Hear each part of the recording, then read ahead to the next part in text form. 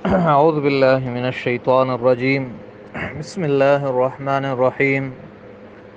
يا أيها الناس اعبدوا ربكم الذي خلقكم والذين من قبلكم لعلكم تتقون الذي جعل لكم الأرض فراشا والسماء بناء وأنزل من السماء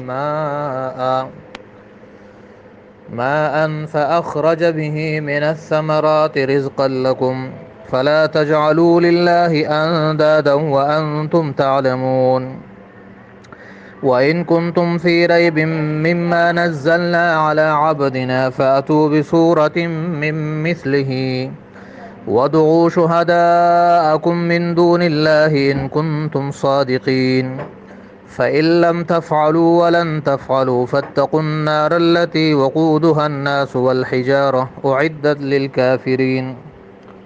محترم سامعین، آج کے سبق میں ہم سورۃ بقرہ کے آیت نمبر 21 سے 24 تک اس کا ترجمہ اور مختصر خلاصہ پڑھیں گے۔ یا ایھا الناس اعبدوا، اے لوگو عبادت کرو۔ یا ایھا الناس، اے لوگو، اعبدوا، عبادت کرو، ربکم الذی، اپنے رب کی، الذی، اس رب کی، خلقکم، جس نے تمہیں پیدا کیا، والذین، اور ان لوگوں کو، من قبلکم، جو تم سے پہلے تھے، لعلکم تتقون، تاکہ تم بچو عذاب سے۔ الذی جعل لکم الارض، الذی، اس رب کی، جعل، جس نے بنایا، لکم الارض، تمہارے لیے زمین کو، جس نے تمہارے لیے زمین کو بنایا، فراشن، فرش، والسماء بناء، اور آسمان کو بناء، چھت ہو، وانزل، اور اتارا، من السماء، آسمان سے، ماء، پانی یعنی بارش، فاخرج به، پس نکالا، بھی، اس کے ذریعے، من الثمرات، پھلوں میں سے، رزقا لکم، رزق تمہارے لیے، فلا تجعلوا للہ، سو تم نہ بناؤ، للہ، اللہ کے لیے، اندادن، مد مقابل، شریک ہو، وانتم تعلمون، حال یہ کہ تم جانتے ہو کہ اللہ کا شریک نہیں ہے، وان کنتم، اور اگر تم ہو، فی ریب، کسی شک میں، مما، اس کتاب سے، نزلنا، جو ہم نے نازل کیا،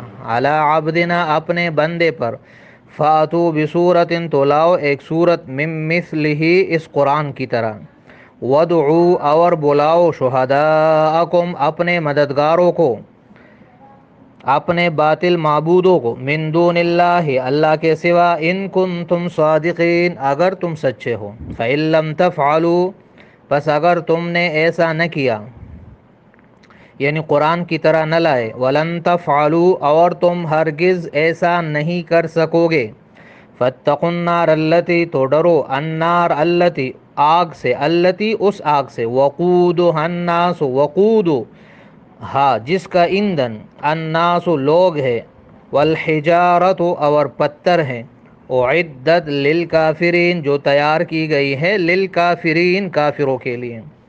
محترم سامعین، یہ سورۃ بقرہ کا تیسرا رکوع ہے۔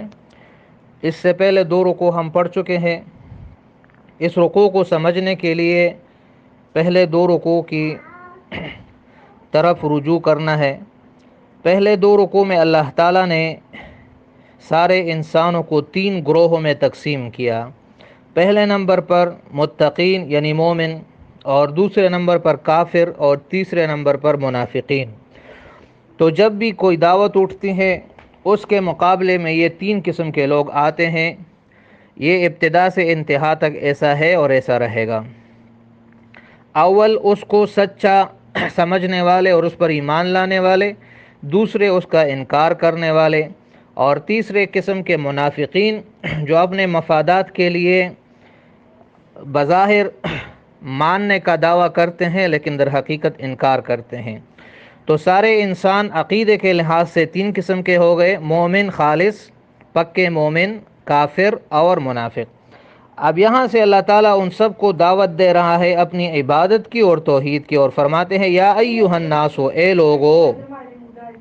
یہ خطاب ہے، عام خطاب ہے، سارے انسانوں کو ہے، اس میں کافر بھی ہے، اور منافق بھی ہے اور مسلمان بھی ہے۔ یا ایھا الناس، اے لوگو، اعبدوا ربکم، عبادت کرو اپنے رب کی۔ عبادت سے مراد ہے عاجزی کے ساتھ اللہ تعالیٰ کے تمام باتوں کو ماننا، جن چیزوں کا حکم دیا اس پہ عمل کرنا، اور جن سے روکا ان سے رکنا، یہ عبادت کا مختصر مفہوم ہے۔ عبادت کرو اپنے رب کی، یعنی ہر چھوٹی بڑی بات میں اللہ کا حکم مانو اور جس سے منع کیا اس سے رکو۔ الذی خلقکم، اب رب کون ہے؟ اللہ کون ہے؟ اور اس کی تعریف ہے جس نے تمہیں پیدا کیا، تم سے پہلے تمہارے باپ دادا کو پیدا کیا، آدم علیہ السلام تک ہمارے جتنے بھی باپ دادا ہے ان سب کا خالق اللہ ہے۔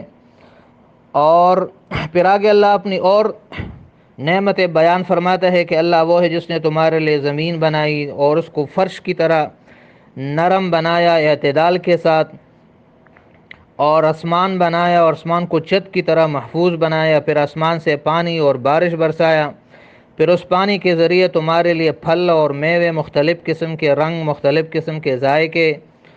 تو یہ ساری چیزیں اس بات کی دلیل ہے، اور یہ ساری چیزیں اللہ تعالیٰ کی وحدانیت کی نشانیاں ہے، اللہ کے وجود کی نشانیاں ہے۔